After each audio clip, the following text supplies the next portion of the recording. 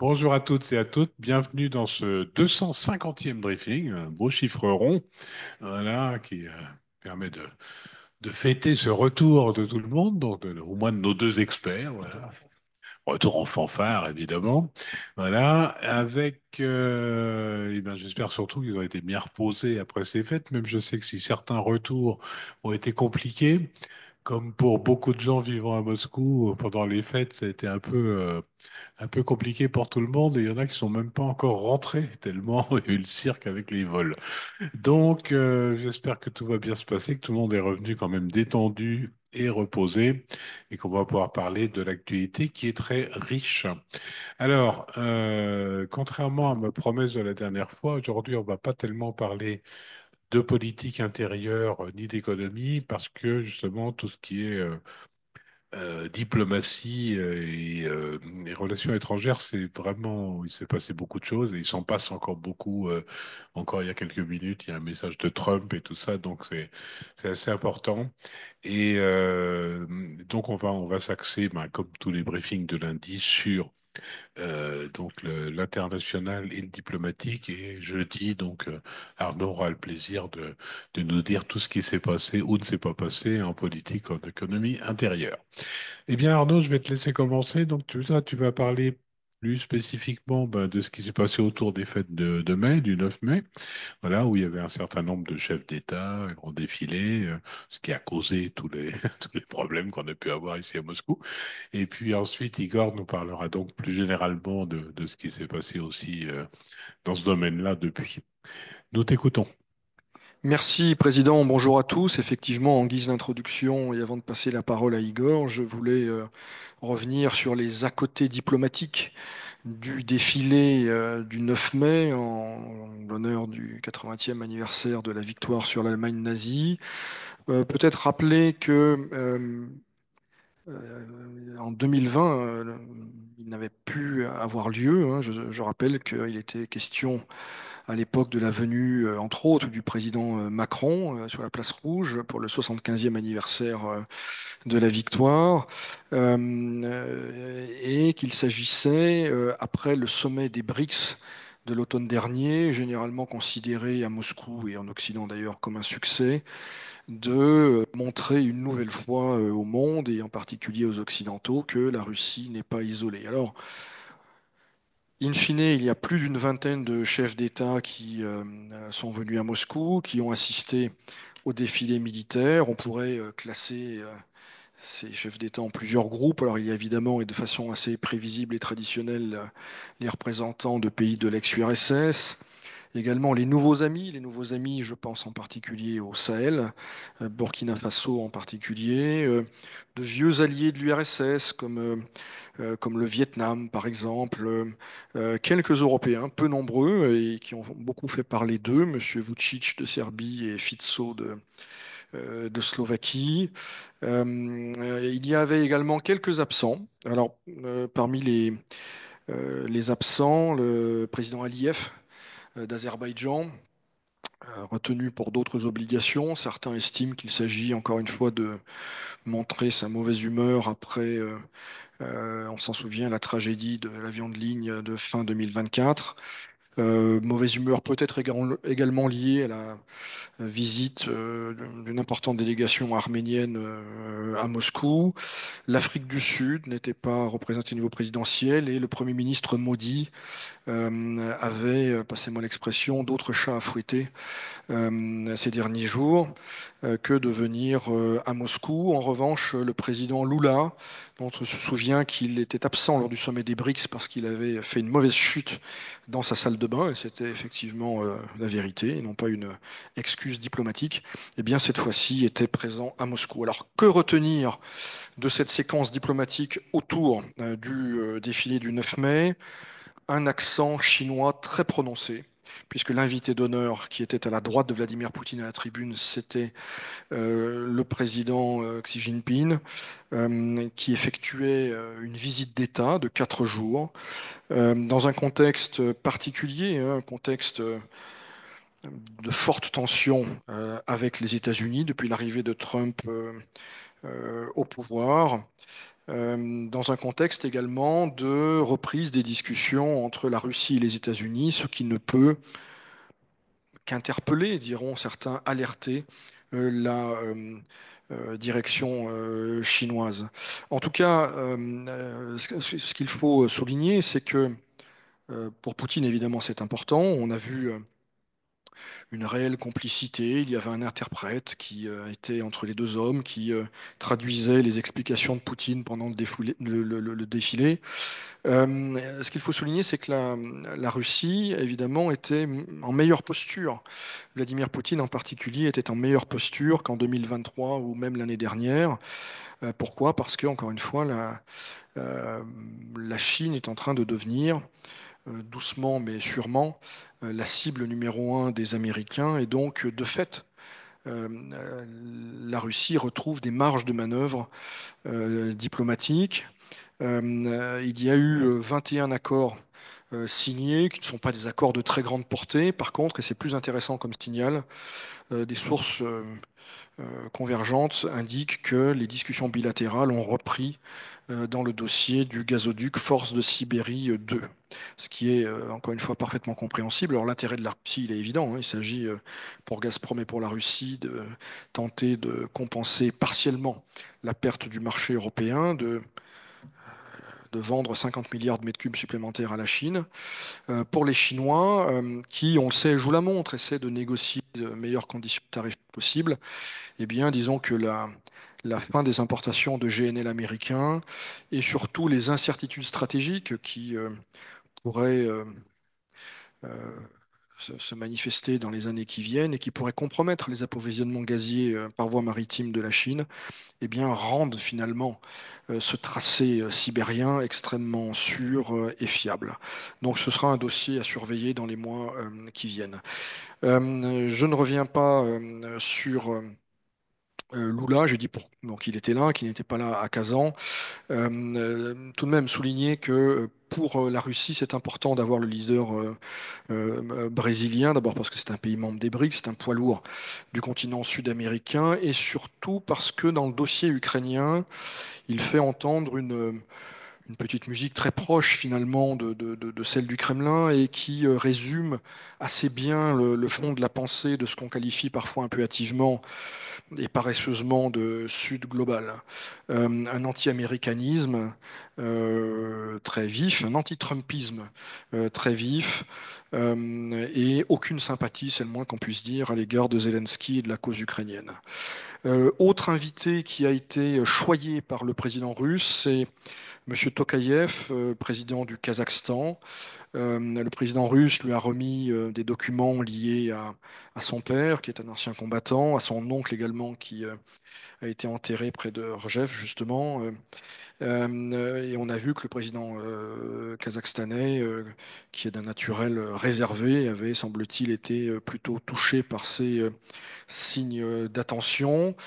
Tous les présidents d'Asie centrale, enfin tous les dirigeants d'Asie centrale étaient présents. Il y avait également en tribune, donc entre autres, le président ouzbek, avec lequel la Russie a signé un accord de partenariat stratégique jusqu'en 2030.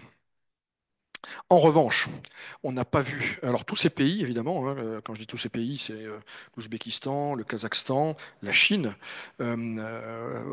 les dirigeants de ces pays ont vu défiler sur la place rouge des détachements de leurs armées respectives. En revanche, ce n'était pas le cas de la Corée du Nord. Il n'y avait pas euh, d'unité nord-coréenne sur la place rouge, de même qu'il n'y avait pas le dirigeant nord-coréen, qui s'est toutefois rendu à l'ambassade de Russie à Pyongyang. En revanche, il y avait, on l'a vu, ça a été filmé et retransmis à la télévision russe, plusieurs hauts gradés, probablement des généraux de l'armée nord-coréenne, qui ont participé aux opérations de la région de Koursk et auxquelles Vladimir Poutine a donné une accolade extrêmement chaleureuse, très visible.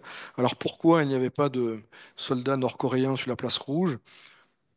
Peut-être, c'est une hypothèse, hein, non pas pour ne pas froisser les Occidentaux ou les Ukrainiens, ce n'est pas le sujet, mais peut-être parce que ça aurait mis mal à l'aise le président chinois. En tout cas, la Chine n'est pas forcément très enthousiaste à l'idée de voir la Corée du Nord jouer un rôle aussi important et elle n'est pas forcément très heureuse de cet axe militaro-stratégique russo-nord-coréen.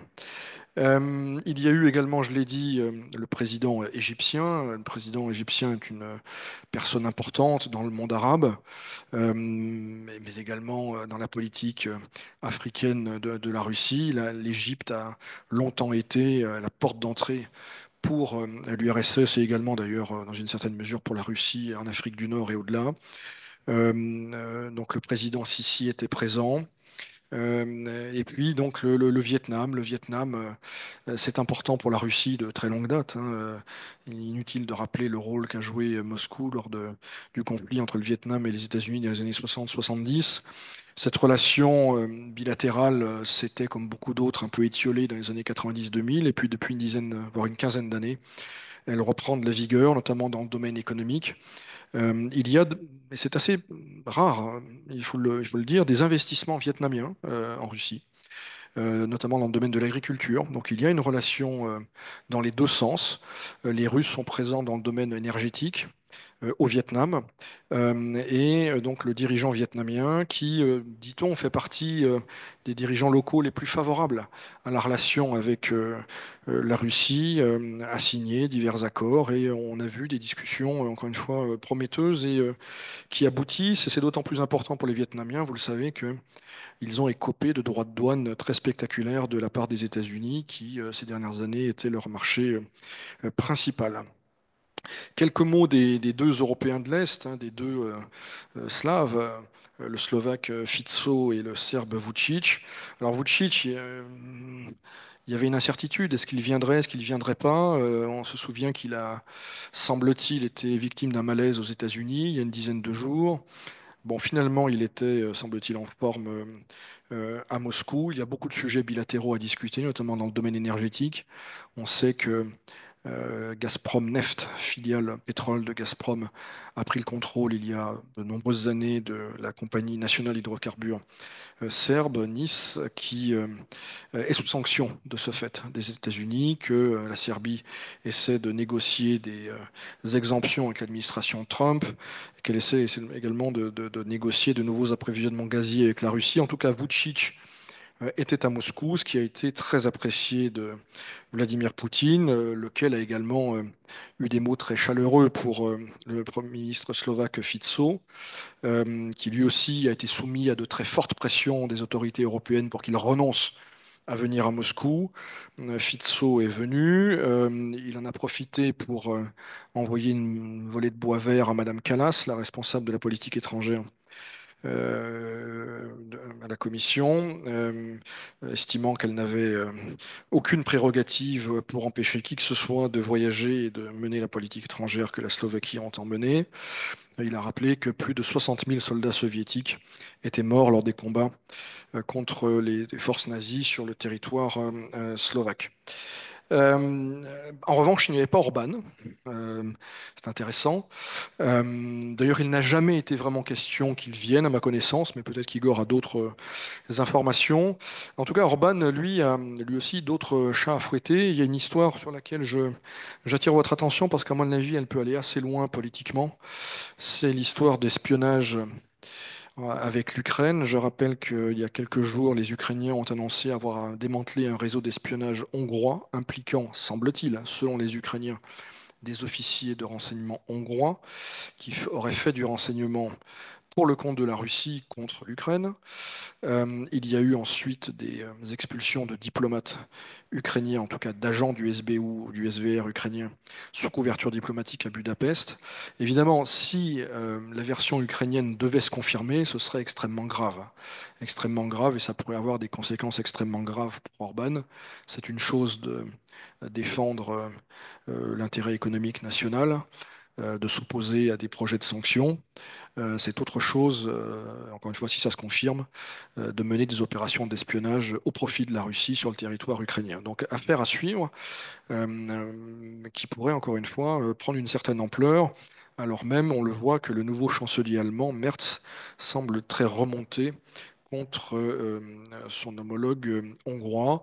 Et cette séquence diplomatique s'est conclue à près de 2 heures du matin dans la nuit de samedi à dimanche, avec un entretien avec le président d'Ossétie du Sud. Je peux en parler parce que je l'ai regardé, hein. Il était pratiquement en direct, puisque j'attendais, comme beaucoup de gens et comme certains journalistes français, la déclaration de Vladimir Poutine, prévue à minuit et décalée.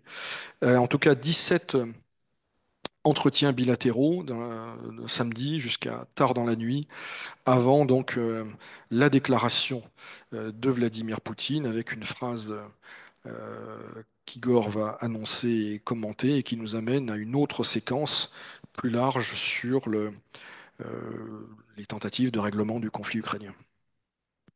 Merci beaucoup. Je crois que sans plus tarder, on va passer la parole à Igor, voilà, qui va nous donner la suite. Quelle est cette fameuse phrase? Il y a un cliffhanger, un teaser. Voilà. À toi, Igor.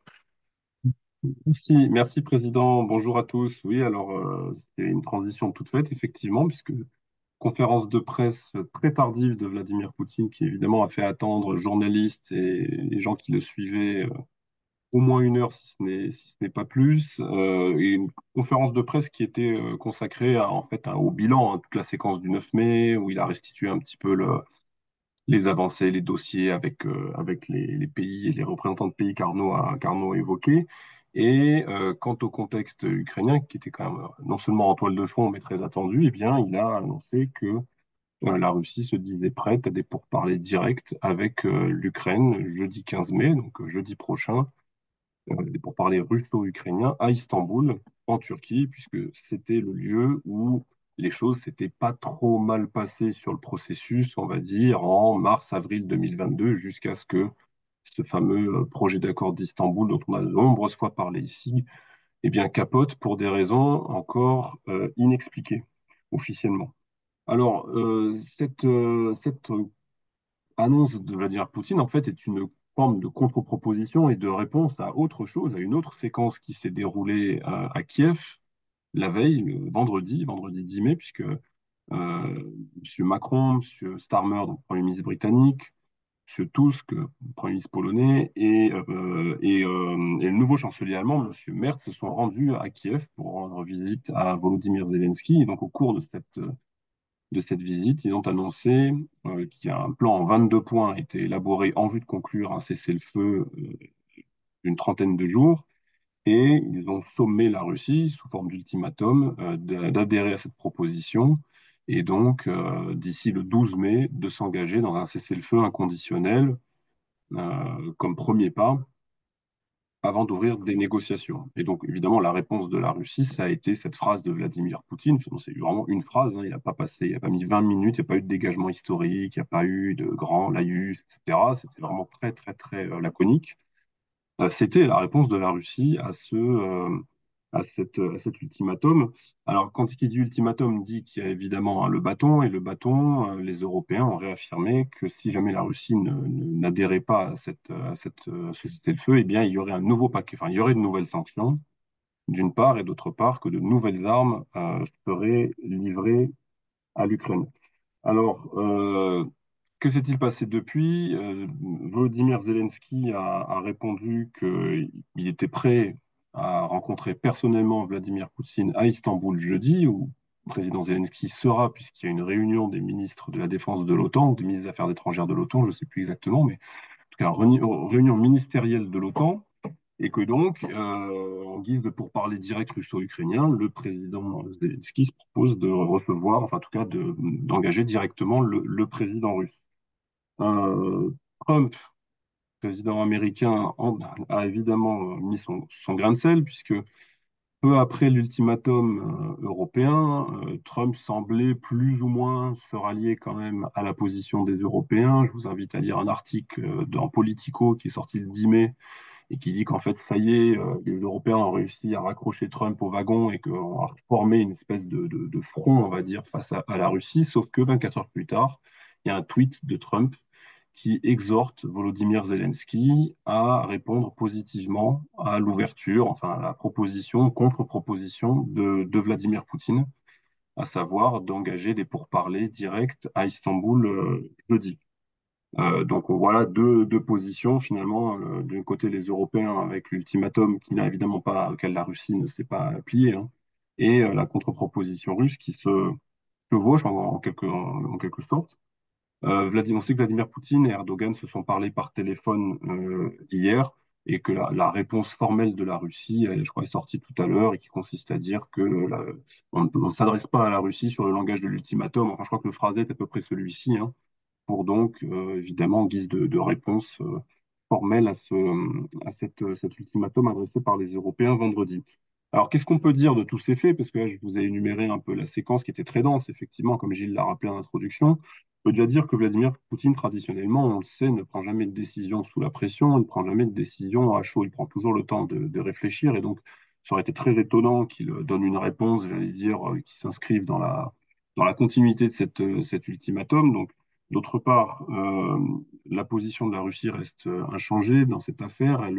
Elle cherche à renvoyer le plus possible la balle dans le camp des Ukrainiens, comme les Ukrainiens essaient de faire la même chose, hein, que ce soit finalement la Russie qui doit prendre position par rapport à la possibilité d'un cessez-le-feu et éventuellement de pourparlers de paix. Et les Russes ne cherchent évidemment pas, enfin cherchent à apparaître comme étant les moins va-t-en-guerre des deux. Hein, c'est un peu le corollaire, et ça, ceci évidemment pour irriter le moins possible Trump et conserver, je dirais, des relations les plus fonctionnelles avec la nouvelle administration américaine. D'autre part, je ne pense pas me tromper en disant qu'à mon avis, au Kremlin, par rapport à cet ultimatum, l'analyse qui est faite est que, il n'y a plus grand-chose à sanctionner. Donc, de toute façon, la menace de sanctions brandie par les Européens n'est pas vraiment très, comment dirais-je, impressionnante, puisque on parle d'un 17e paquet de sanctions, mais qui met beaucoup de temps à sortir, parce que même les Européens entre eux ont du mal à savoir qu'est-ce qu'on va sanctionner sans se mettre, sans trop jouer contre soi-même, en minimisant l'effet boomerang en réalité. Donc ça, c'est un premier élément. Et sur les questions de livraison d'armes, là, il y a deux choses. D'abord, ça fait maintenant plusieurs mois qu'on peut lire dans la presse anglo-saxonne, dans la presse d'ailleurs européenne, grande presse ou presse spécialisée, que les arsenaux se vident, voire sont vides, qu'il y a de moins en moins de choses à livrer, en tout cas en volume, c'est à peu près certain. En ce qui concerne le matériel, j'allais dire en termes de qualité, il y a encore des choses évidemment qui peuvent être livrées à l'Ukraine, mais il y a des problèmes de production, des délais, ça coûte énormément d'argent.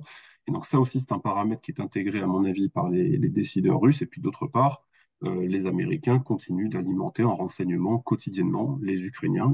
Il y a modulo la pause de 48 heures cet hiver.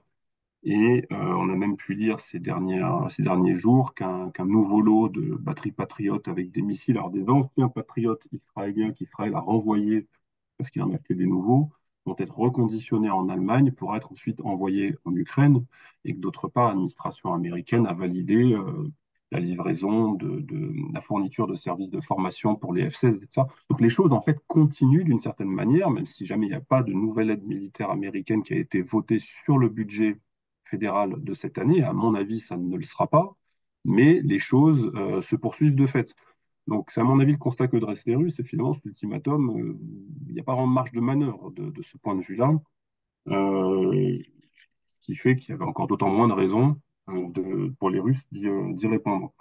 Euh, alors la perception côté russe, c'est qu'à mon avis, les négociations doivent se dérouler de la manière suivante. Il y a d'abord des négociations entre équipes de négociateurs, comme c'était le cas à Istanbul il y a 3 ans, comme ça a été le cas dans le Golfe, dans les négociations russo-américaines, et que si en rencontre entre présidents il doit y avoir, eh bien, ce sera pour parachever le processus une fois que toutes les modalités de cessez-le-feu et du procédé politique qui doit s'engager derrière ont été actés, en tout cas dans les grandes lignes, et qu'il y a un accord sur, j'allais dire, sur le fait d'avancer. À ce moment-là, on peut imaginer une rencontre entre les présidents. Je vous dis ça pourquoi? Parce que je doute que Vladimir Poutine se rende jeudi à Istanbul. À vrai dire, il y a très peu de chances que ça arrive, chance même quasi nulle. Et à cet égard-là, le schéma que les Russes suivent, à mon avis, c'est celui qu'on a pu voir dans l'histoire. Il y a plusieurs exemples, mais par exemple, tout à l'heure Arnaud parlait du Vietnam, et pendant la guerre du Vietnam, les négociateurs nord-vietnamiens et américains ont négocié pendant 2 ans et demi ou 3 ans entre Genève et Paris, pendant que les combats se poursuivaient sur le terrain. Je pense que pour les Russes, c'est le schéma qui est suivi. Il est hors de question qu'il y ait un cessez-le-feu et ensuite des négociations. surtout si le cessez-le-feu doit servir à alimenter les Ukrainiens en munitions et en armes, et ça a été dit très clairement, je pense, par le Kremlin. Et à contrario, pour les Européens, il est inadmissible bien qu'on cesse le soutien à l'Ukraine, interprété évidemment comme un geste extrêmement avantageux à l'égard du Kremlin. Donc, cette séquence, il y a quand même des chances qu'elle accouche d'une souris, à mon avis. À ce stade, en tout cas, le sentiment qui domine, c'est que les États-Unis s'impatientent, même commencent à. Il y a encore une déclaration de M. Vance il y a 3 jours, qui reprenait ce qui avait été dit il y a une dizaine de jours par M. Rubio, à savoir que les États-Unis potentiellement vont se désengager du processus parce qu'ils ne voient pas d'issue, ne voient pas d'aboutissement. Donc, sentiment que les États-Unis peuvent lâcher prise, d'autant plus qu'il y a un autre contexte très important, c'est Inde-Pakistan, et que Donald Trump a réussi à obtenir quand même quelque chose sur un gros dossier qui est celui de l'Inde et du Pakistan. Arnaud, tout à l'heure que M. Modi n'est pas venu à cause de ce qui se passe dans cette partie du monde, et que l'administration américaine a réussi à engager une désescalade. Et donc, Trump sera peut-être rassasié au niveau des deals avec cette réussite-là, ce qui va peut-être le désintéresser un peu plus du dossier ukrainien, vu qu'il aura obtenu quelque chose sur un autre gros dossier. Voilà, je m'arrête là, Gilles, pour mon topo. Alors, j'ai quelques questions. Alors, ça concerne notamment la Corée du Nord, qui est avec ses troupes. Et on nous pose la question, un autre pays pourrait-il envoyer des troupes pour soutenir les troupes russes? Est-ce qu'il y a eu des volontés qui se sont manifestées ou est-ce qu'il y a des signes qui ont dit que la- Non, mais Alors, oui, au niveau étatique, non, très clairement. Il y a eu des accusations de livraison chinoise, de matériel. Zelensky a essayé de monter en épingle l'arrestation de combattants chinois, mais on parle de mercenaires. On parle de mercenaires, il y a de très nombreuses nationalités qui combattent aux côtés des Russes, et c'est également vrai côté ukrainien. Alors évidemment, avec une géographie du mercenariat qui est très différente. On sait qu'il y a pas mal de Serbes côté russe, il y a beaucoup de Colombiens, par exemple, entre autres, hein, côté ukrainien. Mais il n'est pas question de déploiement de troupes, participation de troupes étrangères, autres que les Coréens du Nord, et encore une fois, qui étaient présents sur le territoire internationalement reconnu de la Russie, dans la région de Koursk, et non pas dans le Donbass, hein, il faut quand même le préciser. Après, il y a des rumeurs récurrentes dont il est difficile de vérifier la véracité parce que elles peuvent aussi constituer des éléments d'une guerre de l'information, hein. On a vu ces derniers jours qu'il y avait des rumeurs sur de nouvelles livraisons de matériel iranien possible à la Russie, des missiles à courte portée. Bon, tout ça s'inscrit dans un contexte beaucoup plus large, hein, également voilà, de diplomatie américaine dans la région, de tournée de Trump dans le Golfe. Mais non, pour répondre à la question, enfin, personnellement, je ne vois pas d'autres pays que la Corée du Nord qui seraient prêts officiellement à s'engager militairement aux côtés de la Russie. Alors, autre question, si les Américains jettent l'éponge, maintiennent-ils les sanctions? C'est toute la question. Que les Américains se désintéressent du dossier ukrainien n'est pas en soi pour déplaire à la Russie, mais à condition que ce désengagement se traduise par une réduction de l'assistance financière et militaire à l'Ukraine. Et c'est pour ça d'ailleurs que Moscou, depuis des semaines, par le biais notamment de ces discussions directes qui impliquent M. Vitkov et Dmitriev, les Russes essaient d'intéresser les Américains à d'autres dossiers, beaucoup d'autres dossiers, de l'Arctique au Moyen-Orient que l'Ukraine. Finalement, pour dire aux Américains, bon, vous avez plus d'intérêt avec nous qu'avec les Ukrainiens. Au fond, votre relation avec la Russie est plus importante que celle que vous entretenez avec l'Ukraine. Ça trouve un certain écho, hein, notamment chez Trump, qui, on le sait, veut, dans tous les domaines, s'inscrire en rupture avec l'administration Biden et M. Biden en particulier. C'est moins vrai au département d'État et à la Défense. Et Igor a parlé d'inertie et de continuité, finalement, dans l'assistance militaire. Alors, les sanctions, la position officielle, c'est que les sanctions ne seront levées partiellement ou totalement qu'en cas d'accord. en cas d'accord, sur l'Ukraine. Si demain les Américains font le constat qu'il n'y a pas d'accord possible sur l'Ukraine, première question, à qui attribueront-ils la faute, prioritairement? Et là, c'est pas clair, à vrai dire, et il n'est pas certain du tout que Trump pense la même chose que messieurs Kellogg et Rubio. Et est-ce que si les Américains se désengagent, est-ce qu'ils vont poursuivre et chercher à mener à bien leur dialogue bilatéral avec la Russie initié depuis la fin du mois de février? Voilà. On a plus de questions que de réponses, à vrai dire. Comme souvent. Très bien. Alors, j'ai deux questions qui restent, mais qui sont pas liées directement au conflit russo-ukrainien, mais donc, comme on est dans le cadre de diplomatie, c'est intéressant d'en parler. Tu disais, Arnaud, tout à l'heure que Modi avait d'autres chats à fouetter en ce moment, d'où la question, la situation entre l'Inde et le Pakistan. Quelle est la position russe? Ils ont des accords plus particuliers avec l'un ou l'autre des belligérants, ils ont des intérêts plus particuliers d'un côté ou de l'autre. Ils se sont manifestés. Qu'est-ce qui se passe? Bah, ils ont une relation historiquement extrêmement dense avec l'Inde depuis l'époque soviétique et aussi bien sur enfin, il y a un partenariat militaro-technique qui est noué depuis des décennies. L'armée indienne emploie beaucoup de matériel soviétique, ex-soviétique et russe, et d'ailleurs que ce soit des avions, des bâtiments de surface, des petits sous-marins, enfin voire même des sous-marins nucléaires, parce que l'Inde c'est quand même le seul pays du monde à qui la Russie a loué un sous-marin nucléaire. D'ailleurs, c'est le seul cas de figure, à ma connaissance, qui est actuellement valide. Hein.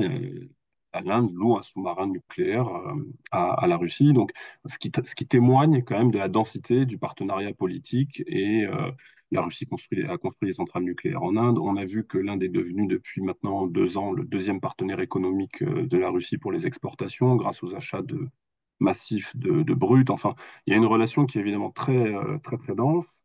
Ils sont dans les BRICS. Enfin, on pourrait comme ça décliner beaucoup de choses. Avec le Pakistan, eh bien, historiquement, c'est une relation qui est plus conflictuelle, puisque le Pakistan, c'était le sanctuaire pour les combattants qui affrontaient l'armée rouge en Afghanistan. Ils étaient alimentés par la CIA pendant des années via le Pakistan. Donc, il y avait une relation quand même historiquement assez conflictuelle, mais que les Russes ont réussi à faire, comment dire, à aplanir, à normaliser, à dépolitiser.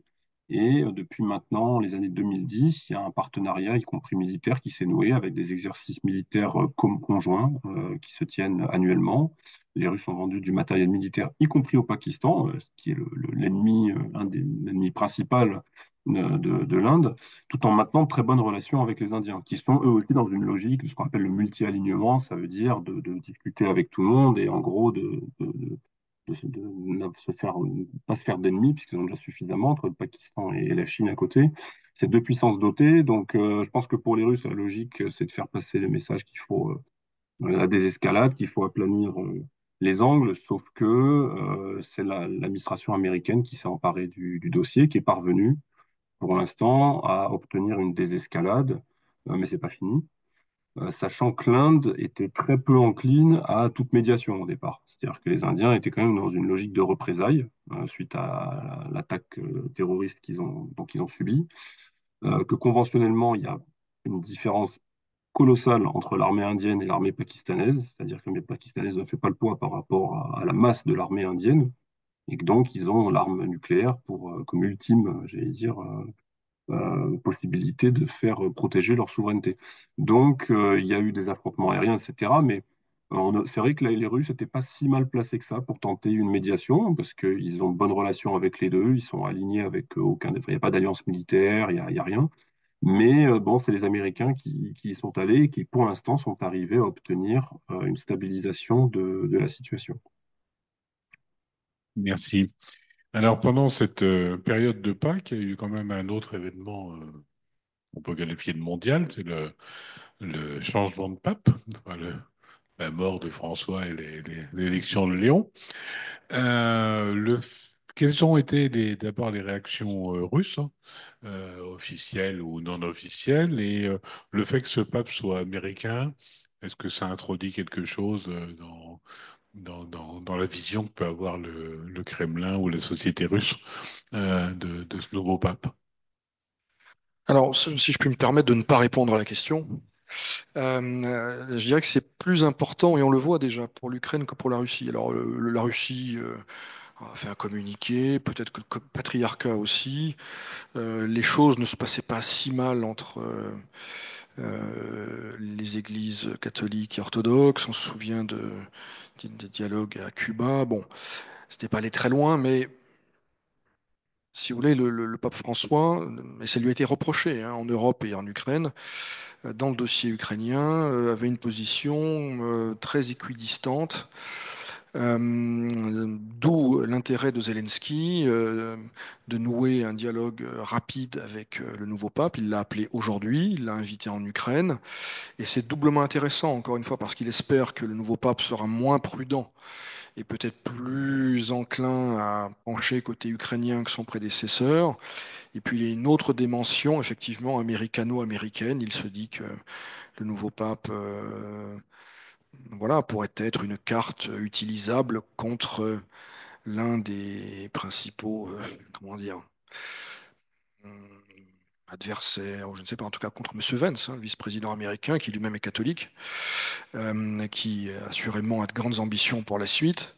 Donc, est-ce que le pape, le nouveau pape, peut incarner quelque chose aux États-Unis, dans le monde catholique, contre Monsieur Vance, dont on sait qu'il est sur une position plutôt négative hein, à l'égard de l'Ukraine, et c'est lui, je le rappelle, c'est avec lui qu'a eu lieu l'Algarade dans le bureau ovale de la Maison Blanche. À suivre. En tout cas, je constate que Monsieur Zelensky est beaucoup plus actif que le Kremlin dans la relation ces derniers jours et ces dernières heures avec le Vatican. Bien. Igor, tu n'as rien à rajouter sur la question? Eh bien, on n'a pas d'autres questions, donc on va arrêter ici. Alors, comme toujours, on va se donner rendez-vous jeudi, 17h30. Donc là, Arnaud va reprendre la dernière quinzaine de l'actualité économique et politique russe intérieure. Voilà, et puis j'imagine qu'on aura d'ici là encore de nombreuses évolutions internationales. On voit, nos auditeurs nous disent que d'après le Figaro, Trump envisage, entre guillemets, de se rendre en Turquie jeudi. Donc, on va voir un peu si jeudi on parle de ça. Voilà, possible ou pas, on verra. Voilà, donc, eh bien, merci encore de votre fidélité. Merci à nos deux intervenants d'être toujours aussi brillants et informés. Et comme toujours, la CCI France-Russie se tient à vos côtés. Tenez bon.